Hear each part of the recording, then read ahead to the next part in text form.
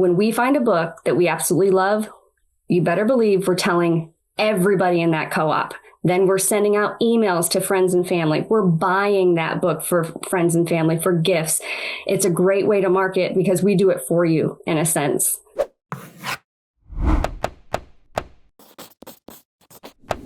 Today's special guest speaker is actually an author that I've been mentoring, and she is also a homeschooling mom. And we were talking about the topic of homeschooling during a coaching session, and she was explaining to me how different it really is from the marketing to the regular school system.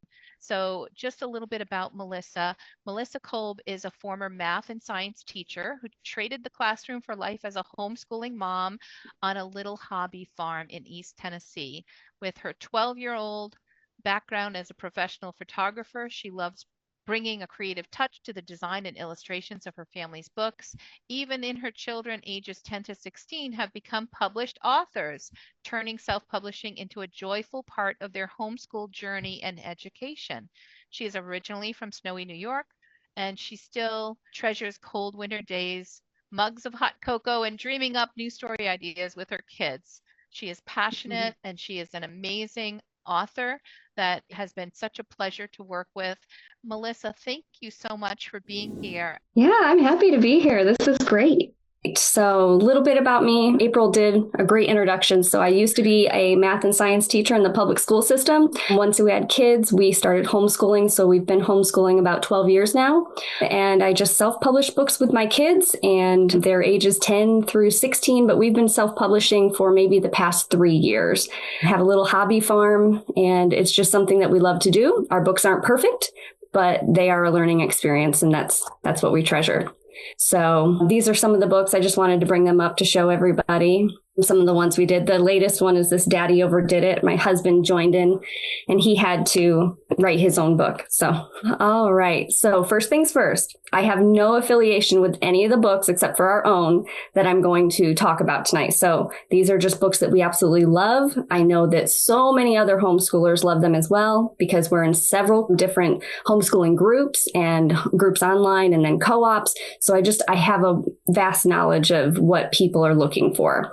I'm also not coming down on any books that I present tonight. So every book, I believe, has a market.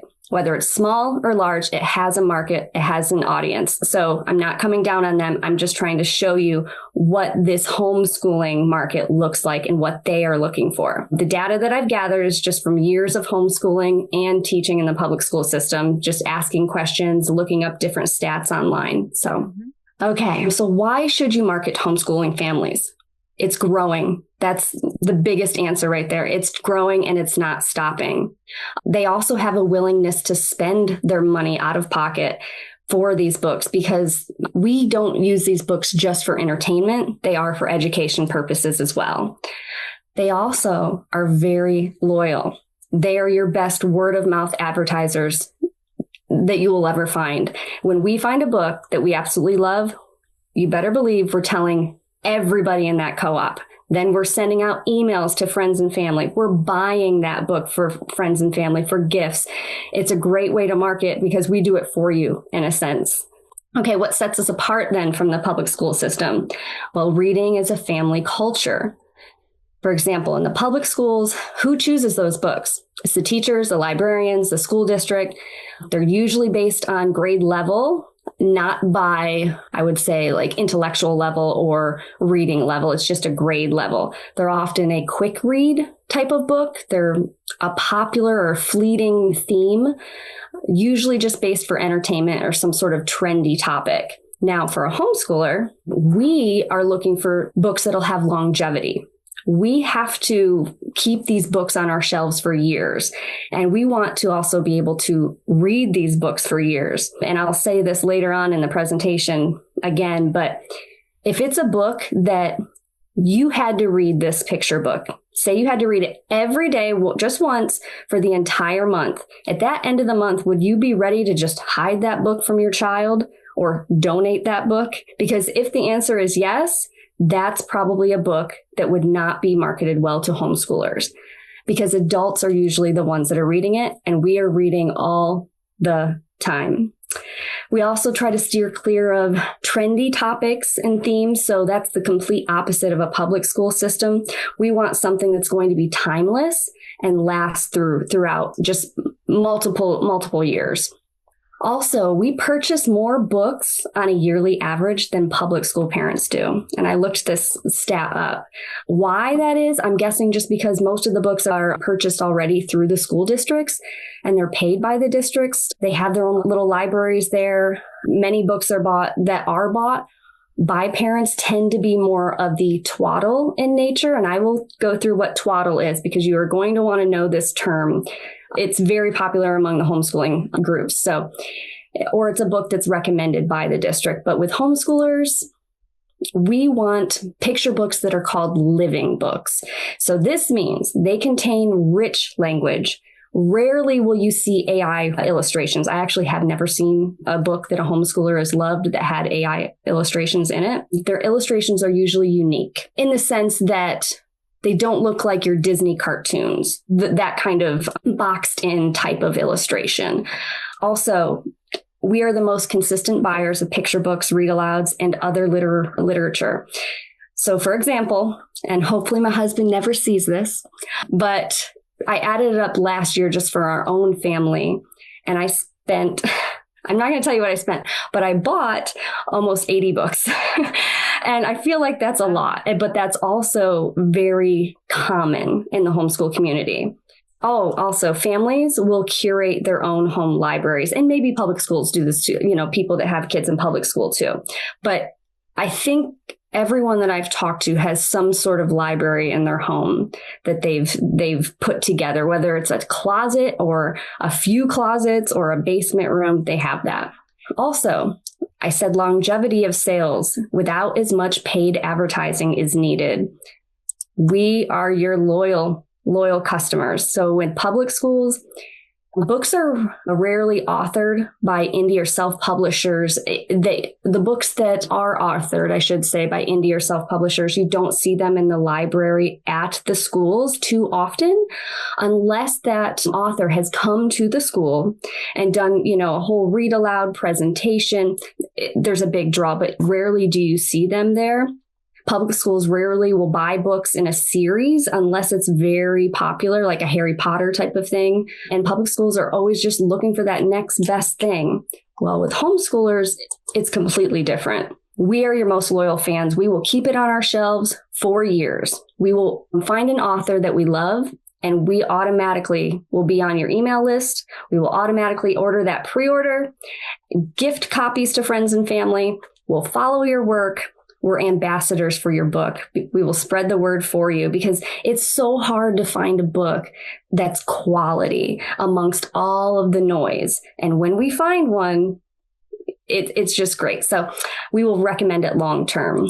This is actually just a picture of the one section of our little library in our basement. It's nothing special, but everybody usually has something. And as you can see, most of the books on our shelves are picture books.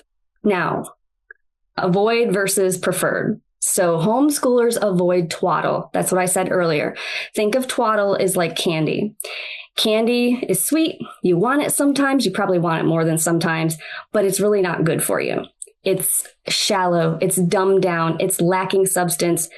The vocabulary is very simple. There's not a very thick plot in it. Illustrations I mentioned before. Don't be mad about this, but the ones that are more cartoonish, we tend to just glance right past. They will entertain temporarily, but they don't challenge a child's imaginative thinking. So, for example, the limited vocabulary. A lot of the, early readers will say, like the see spot run, or look at the dog, he is very big, instead of saying something like, at first glance, I saw the dog was incredibly large. That's the kind of language they want to see in a book. So they may borrow these books. I don't want to say we would never look at these books. I go to the library and my kids will want to pick up, I'm trying to think of one, but I don't want to call any books out, but they'll pick up one. And yeah, sometimes we'll borrow them and bring them home, but rarely will I ever buy one. These are just some examples then of twaddle. I was trying to pick books that I knew the authors wouldn't be here for, because I didn't want to offend anybody. Like I said, everybody has a market, right? Everybody does. But if I did choose one of your books, if somebody's here, it's not that it's a bad book. And they have purpose, like for Yes. reluctant readers, where you just can't get them to sit down and read or even want to read. Giving them something that they really want can get them at least the first step there. But yes, I can see, but it is not what the homeschooled mom or community is looking for. And you hit the nail on the head, April. That's actually kind of what we use twaddle for. So if we are going to use it, it's to quick hook them in and then start giving them substance. So these types of books would be something that we would just quickly give them, but then send them back to the library. I know this is a big series, this How to Catch a Witch, but it's not something that we would want to keep long term. It would be a borrowing from the library book and sending it back. Right. Again, you can see the illustrations. They are bright and colorful, which is great, but there's nothing unique about them. Here's another one. Who pooped on me? It's pretty popular too. It is very popular. Yes, it is. But that doesn't mean it's popular with this crowd. If you're trying to market to this crowd, this would not be popular. Mm-hmm. Just to show you inside, just to give you an example. So, did you poop on me? It wasn't me. I poop in the dirt. So, is the language vibrant? No. Does it have a plot? Not very much so, but but it has a place somewhere, right? Mm-hmm. Just some more of it. It is a cute book. Frank, the Farting Flamingo. It has a place, and it's probably very popular. But the one thing I did want to say that I thought was great about this, the illustrations are a little unique. Do you notice how it doesn't seem like they're cartoonish, but it's more of a drawing-based illustration? Homeschoolers tend to flock to that kind of thing, something that that looks like they've done themselves, or an illustrator has done themselves, versus, again, AI or digital creation. This is a book, my kids love it. All the Bad Kitty books. But they're twaddle, but we pick them up every now and then because, again, it's like candy. They can have a little bit here and there, but it wouldn't be something I would buy. This is just some pictures from the inside of it. Again, I will give a little credit where credit's due. I think that, it looks a little bit more like drawing in the illustrations, so that attracts the homeschool community. Storyline is not very good. This author, she has a lot of books out, and I just commend her. She's doing a great job. I don't know her or anything, and I think it's great. But let me get into the inside of it. So have you ever heard of the Christmas fairy? No. Well, I'm not as famous as some of the other fairies yet. And you can see over here, she's showing a magazine with someone on the front that's popular. We try to stay away from those types of things where it's trendy or it's talking about musicians or just topics that are more pop culture, I guess we'd say. Again, you want longevity, something that will last over the years. It has good, nice, vibrant vocabulary. We prefer living books. So think of this as your fruit. Fruit is good for you. It's sweet. It tastes good. You can have pretty much as you want of it, right? I don't know of anybody that's sick from fruit, but it has rich language. Your illustrations feel unique. They're handcrafted. There's different ideas. It's a depth to that storytelling. There's beauty in the illustrations. Maybe there's some nature. We really enjoy nature or historical references, because if we can pull in something dealing with history or something that we can put into our curriculums as well, pull that book in. I know some parents, they will actually just use picture books as their homeschool curriculum for history. It's really fun. So I asked you that question earlier, just make sure, if you could read this book every day for a month, would you want to get rid of it at the end of that month? And if the answer is yes, that's how you know it's twaddle. And if it's no, I would be okay reading this again, then keep it as a living book. I do like this quote, the beauty of a great picture book is that it can be enjoyed by readers of all ages. I want to enjoy that book. And remember, we as parents are reading usually these picture books to our kids. We want to enjoy them as much as the kids do. And we'll probably buy them. This is an example of a living book. Do you see the difference in just the illustrations? For example, this person, and you might be able to find, April, people that can do illustrations like this and recommend it for your authors. I don't know. She cut out bits and pieces of paper, this woman did, to make the illustrations. There's an inside look here. And then not on every page, but then you can see she hand drew some of that. And the language is just beautiful too. And walking home with their rods and flies, they pick gnarled apples and turn into pies. Just the vocabulary is beautiful as well, because then as a homeschool parent, my child will say, what is gnarled? Perfect. Now we get to look up, what is that definition of gnarled?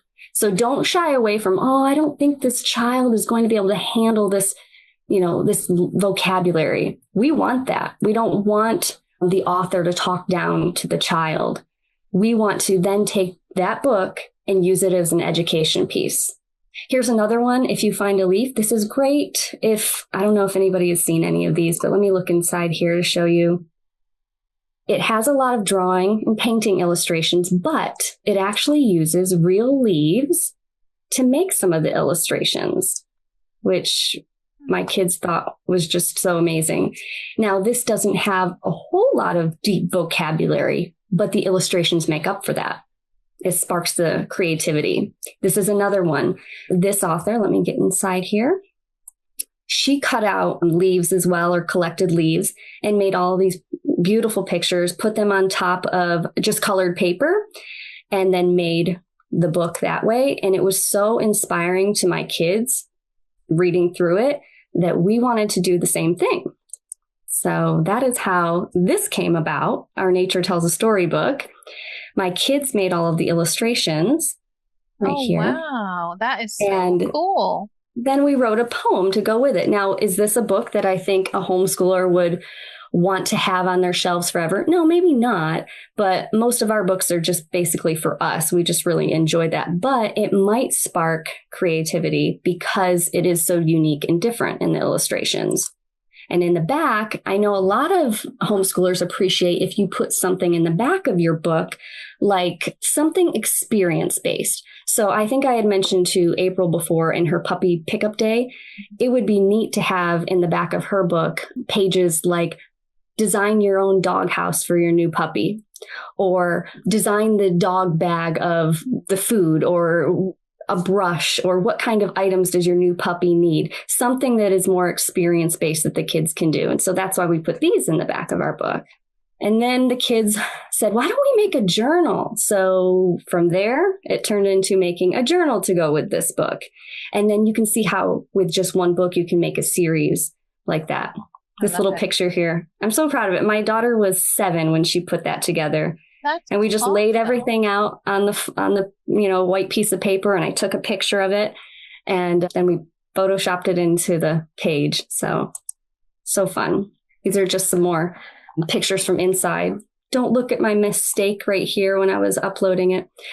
But again, we want things that will reach a broad spectrum of ages. When we homeschool, we don't just put our 6-year-old on our lap to read a book. We gather all of the kids, and that could be from teenager down to baby. So we try to teach to that middle level. So when we're looking for picture books, we're not looking for the C-spot run books. Rarely will we ever pick those up. We want the books that are more engaging with the illustrations and with the storyline and with the vocabulary. So with this, since it's an activity book, I was trying to meet that by creating something more detailed and then having something less detailed to meet both age levels.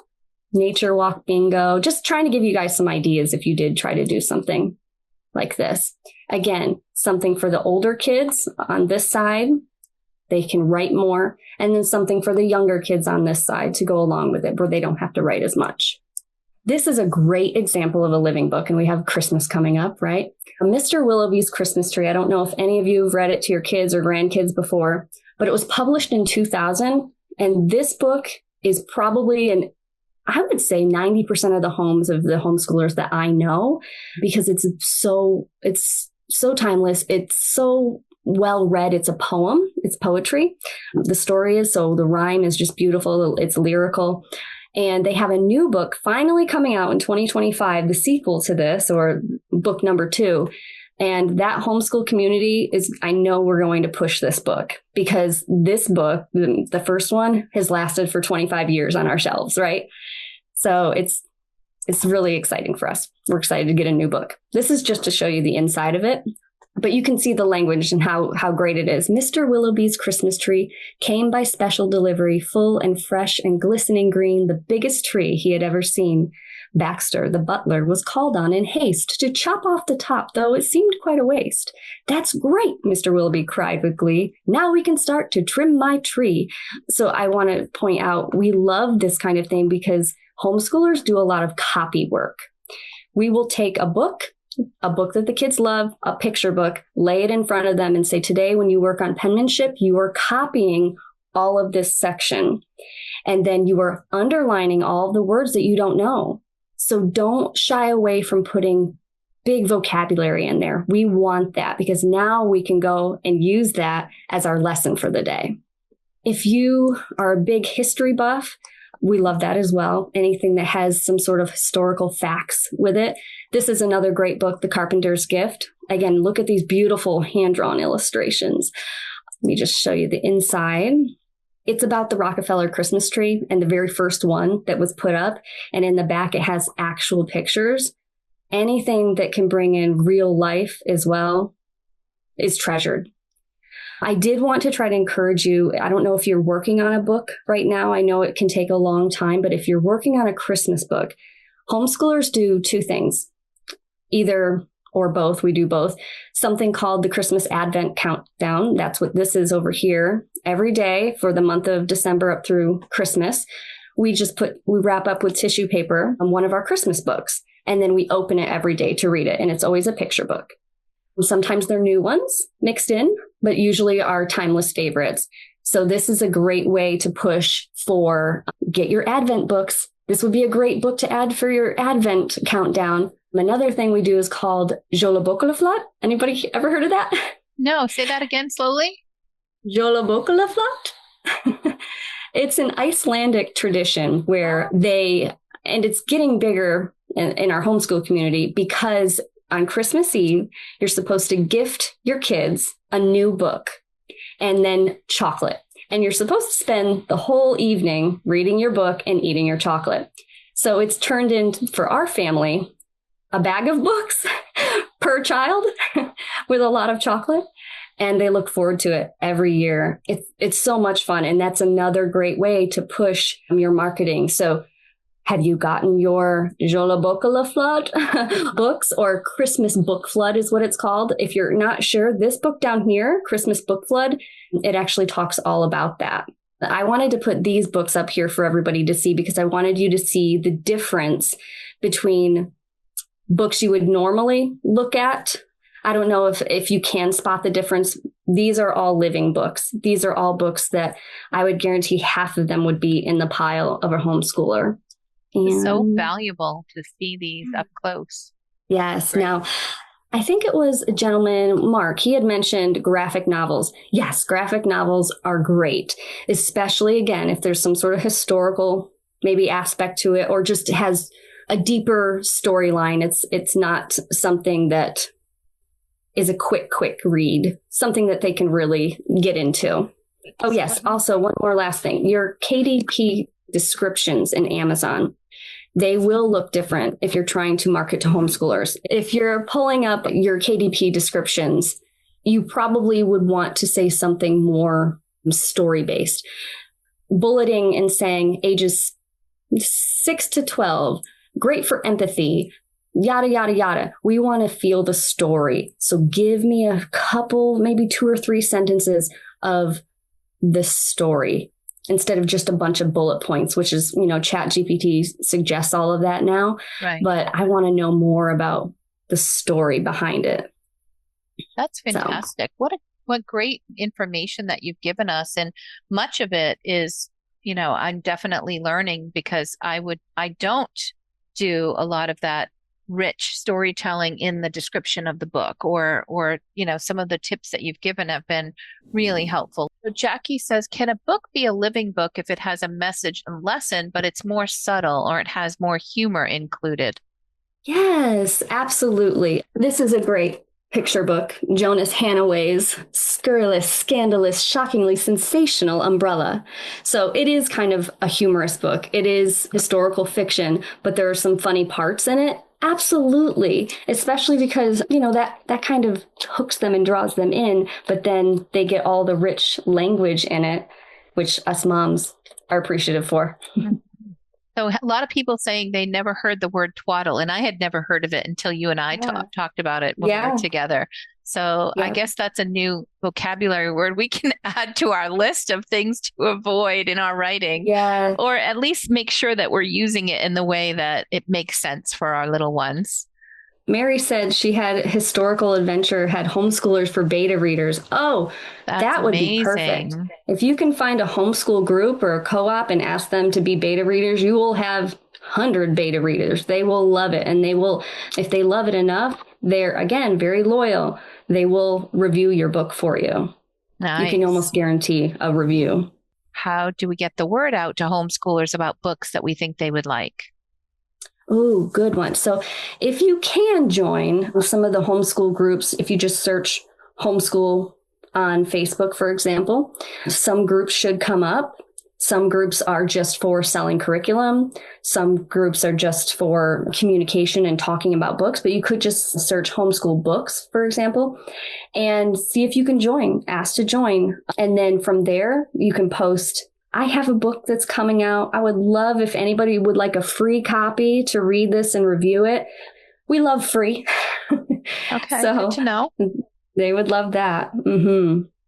That's for awesome. Sure. Yeah. Also, I know you can't just go directly to a school, right? To like you normally would with the public schools, but there are co-ops. If you search homeschool co-op just in your area, you can contact them that way and say, hey, I'm a local author. I would love to come into your co-op and do a presentation of my book. They would love that because these kids get to meet the author. They get to maybe have a book signed by the author, and it brings in that whole experience aspect. I love that. Don't shy away from those tough topics because we are families. That's the best place for us to talk about them. And we want books that help open that up a little bit. So the Holocaust, like you said. Right. It says refugees, religious persecution, all kinds of things. Yeah. Yeah. We just read a book about the concentration camps together and we got to talk about it. And that's what homeschooling is all about. Yes, that would be great. And somebody said, do you know any statistics on the percentage of homeschooling families that have a strong religious affiliation and may not be interested in certain topics?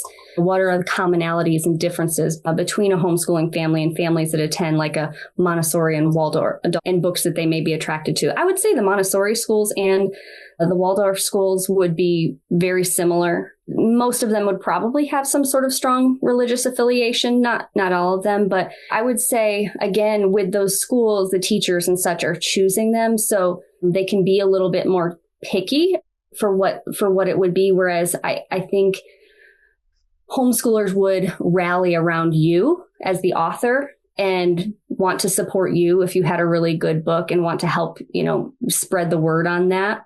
Now, yes, religious affiliations are very big in the homeschool community. The one thing I would just say stay away from, and this is kind of more universal across the homeschooling community, is we try to not pull any books in that deal with sibling conflict, talking back to parents, even if it's just in jest. We don't pull those in. So that might be helpful to know. Right. We would immediately skip over it. So we want the behavior that is going to be something that you can be proud of as a parent, as well as expect them to behave that way in their homeschool environment. We're with them all day. That's another thing. We're with them all day. So we don't want to read about more conflict, Would you also avoid books that are trying to teach children to not fight with their siblings? Is that kind of more what you feel like you should be doing separately from the books, or kind of what's that distinction? Yep, absolutely. That's a great question. Yes, I would just probably shy away from those books. I want to do all of that educating in terms of the relationships. That's a great question. Yeah. I have a book that I'm working on now that talks about the loss of a loved one. Is that something that homeschoolers would prefer not to read and do and be able to train or talk about that topic by themselves?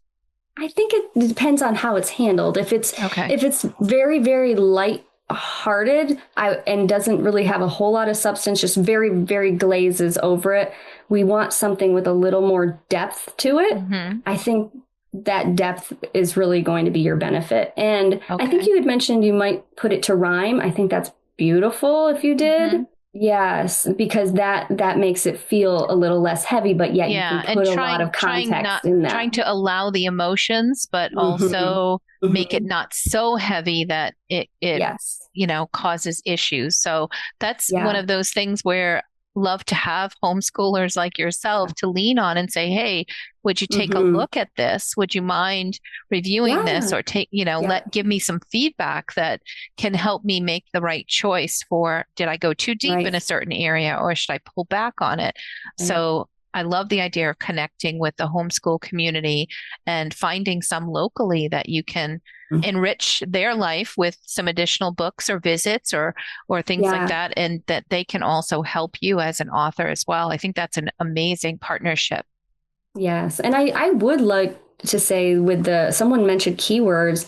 Yes, go ahead. Put homeschool in your keywords only if, though, you think it's going to be a living book. It's not twaddle. Because if you put that homeschool in there, it's going to confuse the algorithm, and it's not going to know where to actually put your book. You're saying it's this, but more people, such maybe public school kids, are clicking on it and they want it. Why is there a disconnect? So just make sure that it does. But yeah, adding homeschool would be good. Another word you could use, because we don't call them like children's books. We usually say picture book. That's another term that we call them. So when you're typically searching for new books, are you on Amazon searching, or are you usually flagging books or looking for books that others have already told you about? Both, I would say. If you can find somebody that is a homeschooler or a homeschool co-op, like I said, and they can rally behind your book, it'll get pushed out much quicker to people because they have a broad network. It's all homeschoolers, right? It's that exact market. There's no filtering that you need to do. It's all homeschoolers. So Leslie says, wouldn't those books talking about sibling conflict be helpful in discussions around this topic? Maybe. Again, it depends on how is it handled. I've not seen books handled very well on this topic. They either make it dumbed down, or they make it so far-fetched that it's not actually reality. There's usually some sort of moral aspect, or again, going back to the religious affiliation usually associated with most homeschoolers. We wouldn't just say, stop hitting your brother. We would say, okay, what's going on in your heart? You're having a sinful heart. It's a sinful nature. We need to repent, and we need to talk to God about that because you have sinned against your brother. So if you don't understand that, I wouldn't try to market it to the homeschooler. It just wouldn't work very well. It could be very helpful, though. I'm not saying it's not a helpful book. I'm just trying to help you zone in on where it would be best. And Mary says, couldn't a book appeal to both public schoolers and homeschoolers? Or do you think that it really is very different in which market? I do feel it's very different. I mean, maybe it could, but again, from what I saw my kids reading when I was a teacher versus what I see the homeschool kids reading, there's such a disconnect. And there's also a disconnect because the reading levels are also a disconnect. And the attention span, a lot of time, there's some disconnect there. So they can only maybe sit for, 5 minutes or so. Whereas homeschoolers, because we're the parent and the teacher, we're like, no, you are sitting. You have to sit, and we are getting through this. And over time, that develops their attention span because they are forced to do that. And then they can actually take it in a lot better. Does homeschooling parents buy ebooks? Yeah, we do, actually. My son prefers them because he can get so many of them. Homeschoolers devour books. We should look up this stat. If you looked up the amount of books that homeschoolers read versus public schoolers a year, I think it wouldn't even be close. Homeschoolers read so many books a year. My son probably has, oh goodness, I couldn't tell you how many he read last year. And audiobooks. I don't know if you have any audiobooks for your children's books. We love them because we're busy as mom and teacher. It's great to be able to say, okay, you know what? You can look through this book and listen to it at the same time. Listening is also reading in our minds. And if you can put a little ding in there every time they need to turn the page, that is just icing on the cake for us. Because we don't have to sit there and say, turn the page, they're at the next one. They know when to turn so they can see the pictures and look at the words. Many of us here would love to check out your books and to be able to connect with you. What's the best way, Melissa, for us to do that? What's your preferred way? Sure.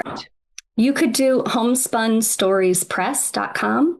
homespunstoriespress.com, and all of our books are listed there. And there's just some articles about making books with your kids, because that's what it's based around.